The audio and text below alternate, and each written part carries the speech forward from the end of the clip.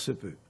C'est Untermaier, vous, c'est pas votre première entrée parlementaire, hein, c'est la troisième. Est-ce que celle-ci, elle a été particulière du fait de cette composition atypique, on va dire, de l'Assemblée? Non, elle n'a pas été particulière. Bon, moi, lundi, j'étais bien sûr à ma permanence. Je suis allée sur le terrain pour rencontrer les électeurs et les électrices et les remercier de leur confiance. Je tiens d'ailleurs à saluer mes nouveaux collègues et à les féliciter pour leur élection.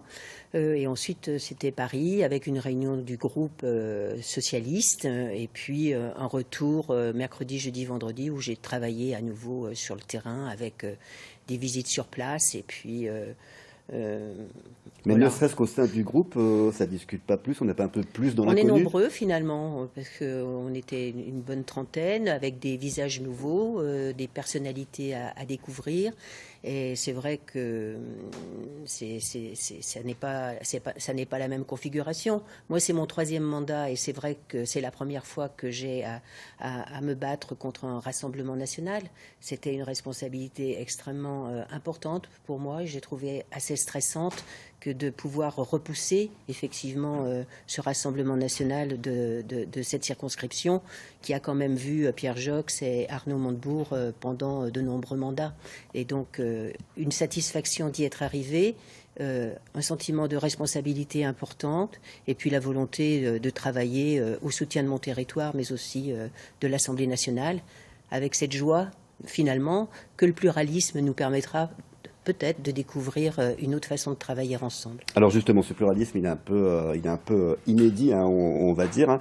Cette situation, c'était évidemment pas le souhait d'Emmanuel Macron, du président de la République, avant ces élections. Mais maintenant, il faut bien faire avec. Il s'est d'ailleurs exprimé dans une allocution mercredi soir, et je vous propose tout de suite d'écouter un extrait. S'engager. Une interview accordée hier à l'AFP pour aider le président et le gouvernement à réformer. Je voudrais déjà rappeler que j'ai fait ma campagne en expliquant que je n'étais pas le candidat Macron. À qui la faute? Moi, j'attends des propos dans une situation de compromis ou de compromission, parler des problèmes du monde rural. Donc oui, j'espère que le sujet va arriver, puisque c'est tellement inédite, puisque c'est un peu heureux. Donc peut-être un point aussi en réaction. Qui vous dit, oui, mais sur quelle proposition? Donc on se renvoie la balle. On a déjà les premiers, un certain nombre de sujets qui sont PS jusqu'au LR. D'ailleurs, déjà pendant 5 ans, contrairement à ce qu'on entend, c'est une possibilité. C'est une nécessité parce que les Français nous attendent très concrètement sur ces textes pour améliorer leur vie quotidienne. C'est Untermaier. Moi, je voudrais dire 2 choses. La première, c'est que tous les députés qui ont été élus méritent le respect. Ils ont été élus par le suffrage universel et quel que soit le groupe auquel ils appartiennent, on doit les entendre au niveau national. Et je pense que c'est de la responsabilité du président de la République de bien faire valoir quand même ce respect que nous devons tous à une Assemblée nationale élue au suffrage universel.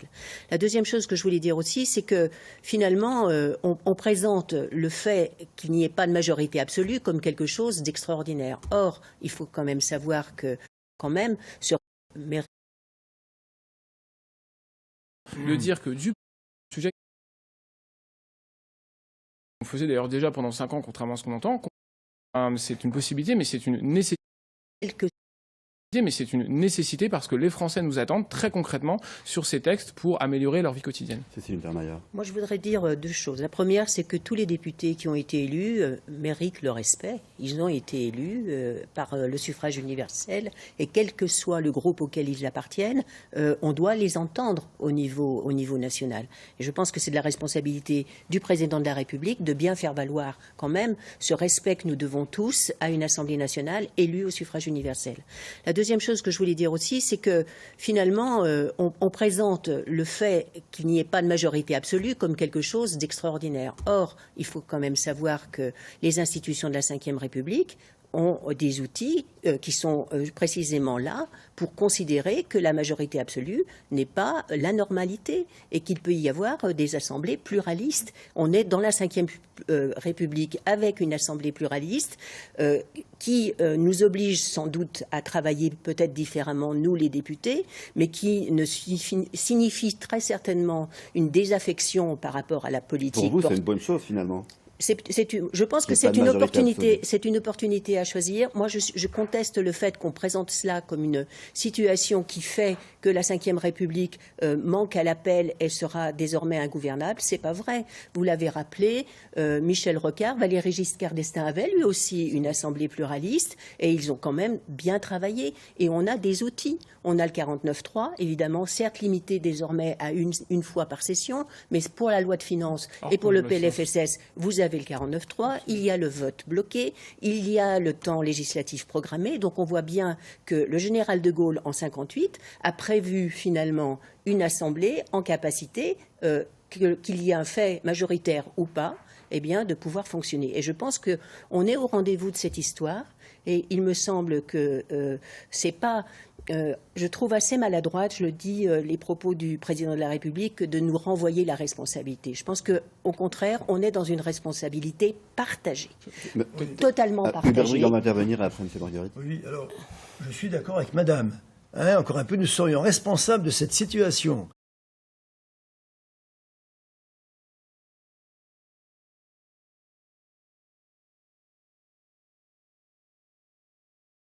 L'échec a été un mois. Pardon. Affaire au président de la République. Et des slogans. Et d'ailleurs, il y a d'abord, je ne sais pas si à l'essentiel, il y aura évidemment ça, il faut qu'on commence à discuter très concrètement, Ordinaire. ligne par ligne, projet par projet, article par article. Moi, je pense que c'est l'occasion aussi pour le gouvernement et le président de la République de dénoncer finalement cette arrogance qui est revenue régulièrement pendant 5 ans. On n'a pas un bilan extraordinaire. Il faut bien le reconnaître. Qu'est-ce qui s'est passé? On a eu effectivement une crise Covid, une crise sanitaire majeure qui a été réglée, comme d'ailleurs Hollande avait réglé la grave crise du terrorisme.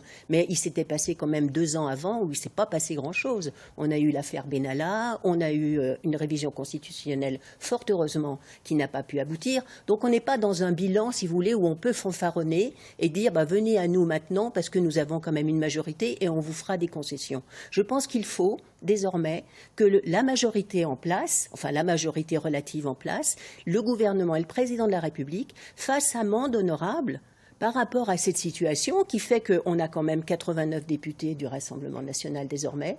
Pour moi, ça n'est pas anodin. Et je pense qu'il y a une responsabilité quand même du gouvernement parce que c'est quand même pas les députés d'opposition qui ont amené le Rassemblement national à l'Assemblée nationale. Donc je crois que, la majorité absolue, ça n'est pas la normalité et on peut fonctionner dans une majorité, dans une assemblée pluraliste. La deuxième chose, c'est qu'il faut qu'on change vraiment d'état d'esprit. Je ne pense pas qu'on puisse continuer, si vous voulez, ce quinquennat comme on a fait le précédent quinquennat. Il faut qu'on ait un état d'esprit différent, nous aussi, groupe d'opposition, mais aussi la majorité relative, le gouvernement. Et je vais vous donner un exemple. Un ministre, quand il vient avec un projet de loi, si son projet de loi est d'ores et déjà ficelé, eh bien, ça ne marchera pas. Si, en revanche, on a un ministre en capacité de discuter avec les différents groupes, entendre les propositions qui sont faites, là, effectivement, on peut peut-être avancer. Et ce qu'avait fait Emmanuel Macron quand il était ministre de l'économie sur la loi croissance et activité, dans le cadre d'une commission spéciale, c'était bien un peu cela qu'il avait commencé à faire. C'est-à-dire qu'il allait vers la droite, il allait vers la gauche. Le résultat, ça a été quand même un 49.3, il faut le savoir. On a quand même voté ce texte avec le 49.3. Pour autant, il me semble que les ministres doivent vraiment changer dans leur attitude, qu'ils s'inspirent finalement des ministres allemands qui n'ont aucune arrogance vis-à-vis des députés, qui sont au contraire extrêmement respectueux et qui répondent à leurs demandes sans aucune hésitation. Et je crois que si on arrive... Vous formulez le même vœu, à savoir puisqu'on a l'heure du bilan, Emmanuel Macron avait il y a 5 ans toutes les cartes en main, avec des engagements. Donc le bilan, condition vous attendez des propositions et des propositions.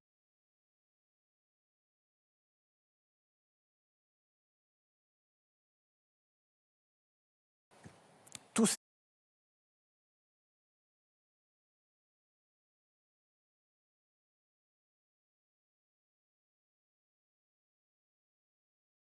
dette, si vous voulez fédérer, ce sera forcément plus à droite qu'à gauche. Alors, juste avant de vous répondre, juste en 2 mots pour répondre à nouveau sur le bilan. C'était... Non mais, je prenais... Toute hausse enfin les farines, les pâtes, bien sûr le France s'est considérablement endetté et a d'aller voter. Je voudrais par contre me tourner vers vous deux. Qu'est-ce qu'il faudrait dans cette loi pour le pouvoir d'achat? Qu'est-ce qu'il faudrait qu'il y ait pour que vous la votiez? Ou qu'est-ce qui pourrait justement vous choquer, vous empêcher de la voter?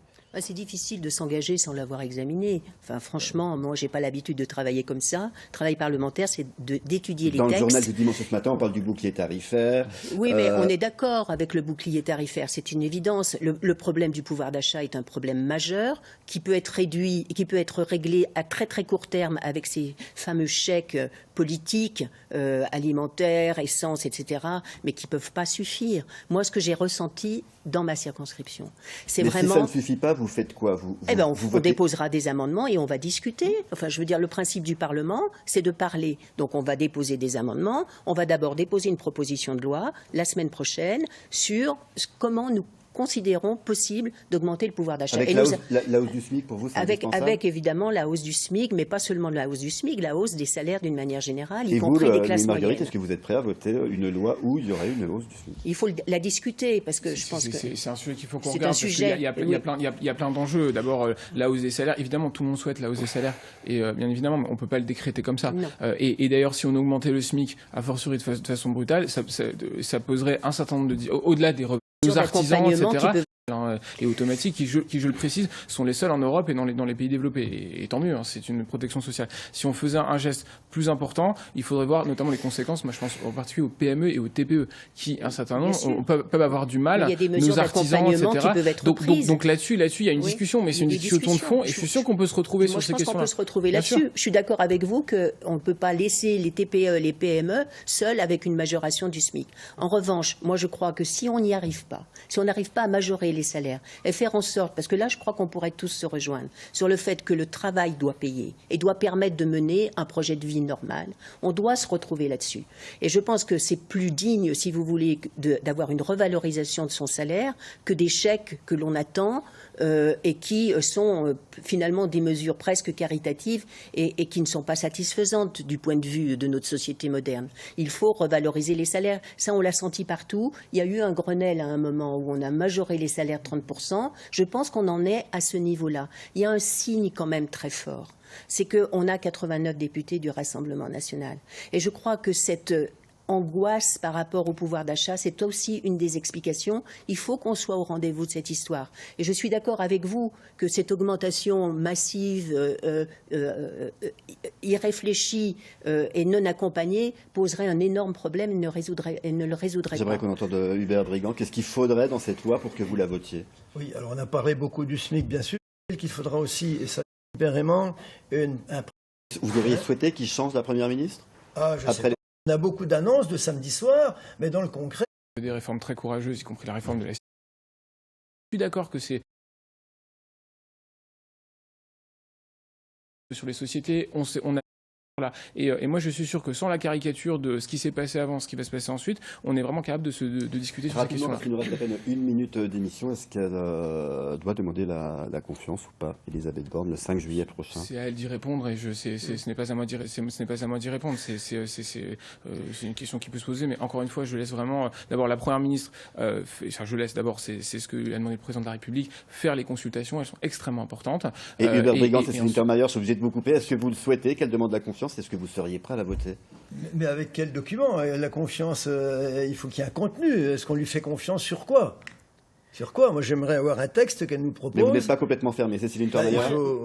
Moi, je reste une femme de gauche constructive, vraiment. Et je pense que les citoyens, ils attendent de nous beaucoup de responsabilités et un état d'esprit qui fait que on veut que la France avance, s'en sorte et que les citoyens soient plus heureux qu'ils ne le sont actuellement. Donc moi, je serai sur ce chemin-là. Voilà. Merci beaucoup. Voilà. Merci Cécile Wintermeyer. Ce sera le mot de la fin. Merci à vous.